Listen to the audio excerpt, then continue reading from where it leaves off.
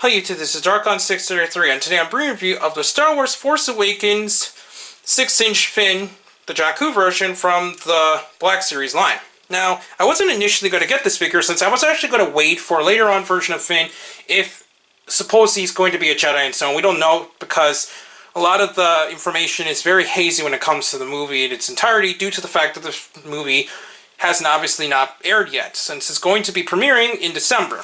But other than that, I decided to pick this up since it just happened to be the only 6-inch figure on the shelf I've ever seen since Force Friday, which I haven't even seen on that day, since all of them were sold out, so it's pretty cool that I was finally able to get at least one figure in line so far. Anyways, we'll take a look at the box. As you can see, it's the typical kind of 6-inch Black Series, but it's on the red backing, since it looks like each series actually has a different type of coloring. And there's a picture of Finn on the front, in Jakku here. Then it has a smart bio for the character back here. It doesn't really explain too much of the character. And unfortunately, the only reason why I think this was still on the shelf is, hopefully you can pick up on the camera, there's a pretty big dent right there on the side there. And I think there's a few things and dents also throughout the body of the box as well. Anyways, we'll now take a look at Finn. Now Finn is a very nice figure. While generic, he does have lots of points of articulation, which is expected in the 6-inch line for Star Wars. His head can turn 360. It can look up and down just a tad bit. His shoulders have full movement. Bend all the way about that far. He does have a single elbow joint, and his wrists can swivel and can kind of bend left and right, but not too much, and it can firmly grasp the gun, which unfortunately has no way to store otherwise.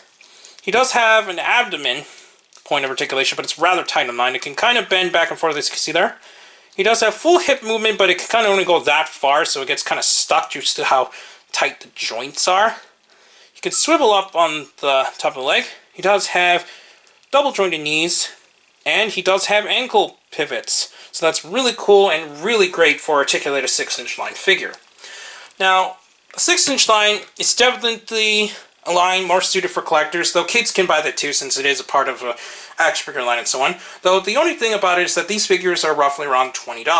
So for those who are unfamiliar with the Black Series, these are a bit pricey for a standard figure, and a lot of parents might be going towards the smaller, less articulated figures for a much cheaper price. But fans, including myself with Star Wars, really like the idea of the 6-inch line. So as you can see, I think this is definitely worthwhile, and while obviously Finn might not be the best figure in the line, I still think it's a really decent figure, and I'm really glad to get a hold of it. I got this at Target, actually a couple days ago, and I was actually surprised to see any Black Series figures after it's sold out since Force Friday, so I'm really glad to finally get a hold of a 6-inch figure, and I'll be actually getting more 6-inch figures in the future.